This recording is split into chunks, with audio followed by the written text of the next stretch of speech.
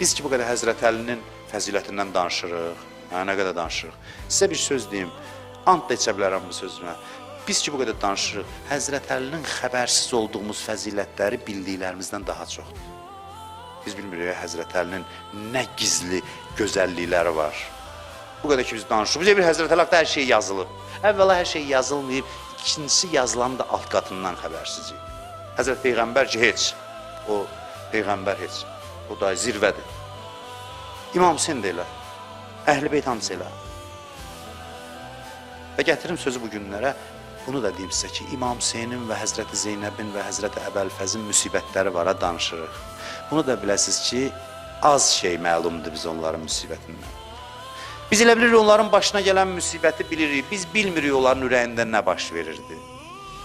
Onların hamısı əvvəla yazılmayıb, az hissəsi yazılıb, hələ biz bu qədər danışırıq. Amma görürsən ki, az bilirik.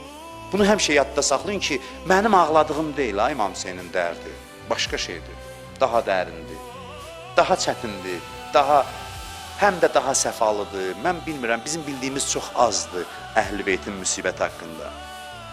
Bizim Əbəlfəz ağadan məlumatımız azdır, Əli Əkbər ağadan məlumatımız azdır. Nə baş verib, nə hallar keçirdiblər, hansı çətinlikdə olublar, biz onun 1%-ni bilmirik.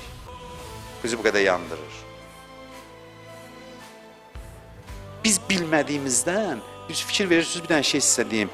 Bax, bu çox maraqlı bir şeydir. Adam həmişə eyni müsibəti eşidir də, bildiklərimizi deyirik də müsibətlərə. Hər dəfə yandıqca, eşitdiyindən daha çox şeyə yanırsan, düzdür?